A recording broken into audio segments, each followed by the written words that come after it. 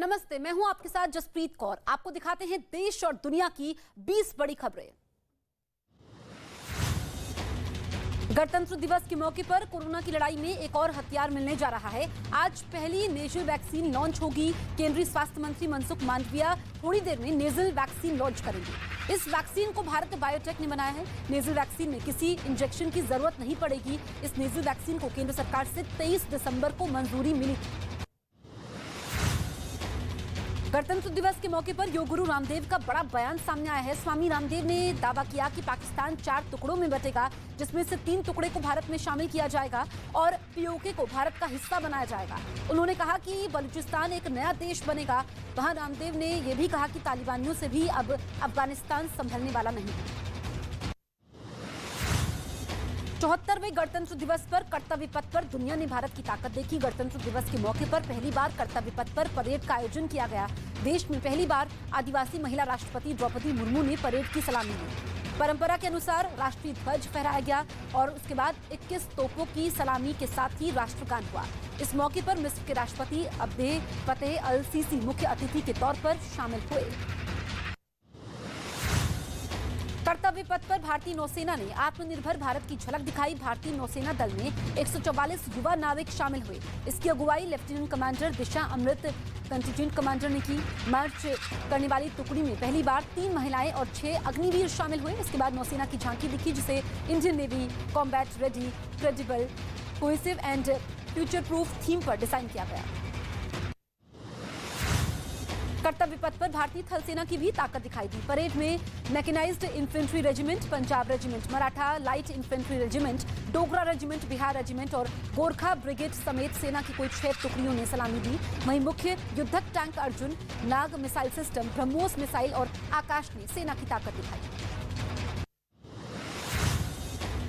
देश का 74वां गणतंत्र दिवस कई मायनों में बेहद खास रहा। इस बार परेड के समय नारी शक्ति की झलक साफ नजर आई। इस बार कर्तव्य पथ पर पहली बार बीएसएफ के ऊंट दस्ते में महिलाएं भी शामिल हुई। साथ ही सीआरपीएफ की महिला टुकड़ी भी कर्तव्य पथ पर मार्च करती नजर आई। नौसेना और वायुसेना की मार्चिंग दस्ते की अगुवाई भी महिला अधिकारी ने की। गणतंत्र दिवस परेड में कर्तव्य पथ पर वायुसेना की मार्चिंग दस्ते ने राष्ट्रपति को सलामी दी। इस दस्ते में वायुसेना का बैंड और कॉम्बैट मार्चिंग दस्ता शामिल था। इस दस्ते की अगुवाई स्क्वाड्रन लीडर सिंधु रेड्डी ने की। इस साल पहली बार एयरफोर्स ने अपनी स्पेशल फोर्स गरुड़ को भी शामिल किया। स्क्वाड्रन लीडर पीएस जैतावत वायुसेना दल के हिस्से के रूप में गरुड़ टीम की अगुवाई की। कर्तव्य पथ पर परेड में राज्यों की झांकियों में सांस्कृतिक विविधता दिखाई दी। परेड में पश्चिम बंगाल, महाराष्ट्र और तमिलनाडु की झांकियां प्रस्तुत की गई। आंध्र प्रदेश की झांकी में किसानों के त्योहार प्रबला तीर्थम को दर्शाया गया, तो गुजरात की झांकी की थीम स्वच्छ हरित ऊर्जा कुशल गुजरात विषय पर रही। उत्तर प्रदेश की झांकी में अयोध्या में मनाए जाने वाले 3 दिवसीय दीपोत्सव को दिखाया गया। गणतंत्र दिवस पर पीएम नरेंद्र मोदी ने नेशनल वॉर मेमोरियल पहुंचे, जहां पीएम ने शहीदों को श्रद्धांजलि अर्पित की और वीरों की शहादत को याद किया। इस बीच नेशनल वॉर मेमोरियल में रक्षा मंत्री राजनाथ सिंह भी मौजूद रहे। इसके साथ ही तीनों सेना के प्रमुख ने भी देश के योद्धाओं को नमन किया। 74वें गणतंत्र दिवस के मौके पर श्रीनगर के लाल चौक पर भी राष्ट्रीय ध्वज फहराया गया। क्लॉक टावर पर कुछ लोग हाथों में तिरंगा लहराते हुए भारत मां के जयकारे लगाते हुए दिखाई दिए।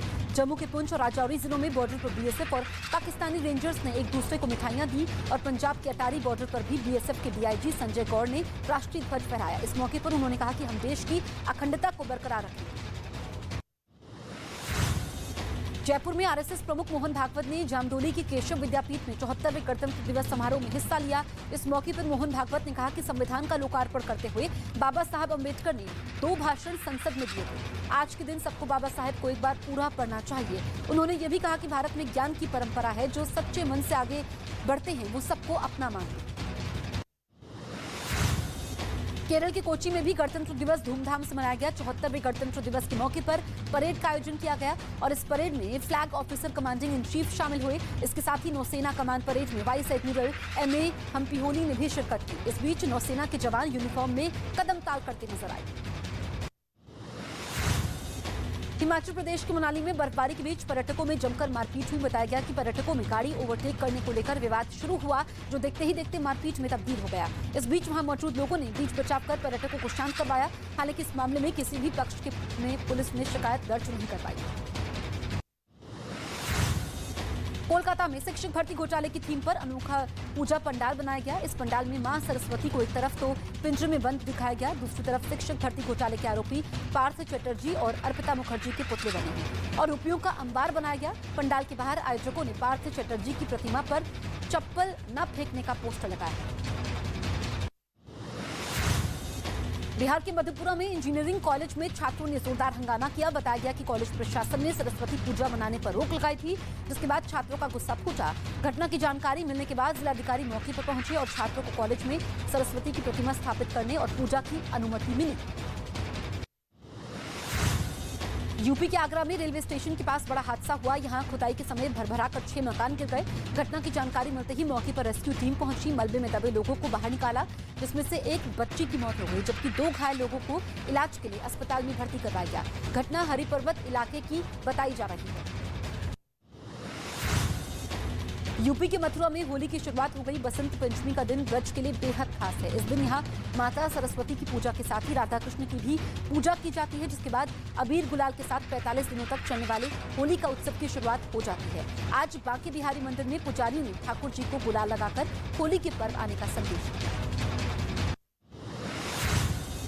हिमाचल प्रदेश के नारकंडा में बर्फबारी का सिलसिला जारी है। वीडियो सामने आया है जिसमें सड़क और फुटपाथ बर्फ की सफेद चादर बिछी नजर आई। वहीं भारी बर्फबारी की वजह से ठंड बढ़ चुकी है। तापमान माइनस में पहुंच गया है, जिससे लोगों को काफी दिक्कतों का सामना करना पड़ा है।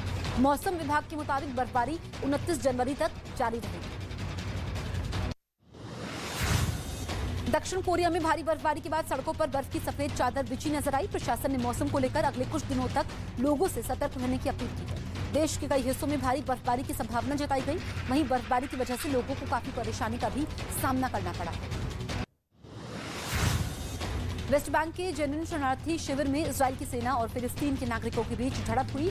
इस बीच इजराइल के सैनिकों ने हमले में ड्रोन का भी इस्तेमाल किया। इसके साथ ही छापेमारी के समय जबरदस्त गोलीबारी हुई, जिसमें फिलिस्तीन के 6 नागरिकों की मौत हो गई, जबकि कई लोग गंभीर रूप से घायल हो गए।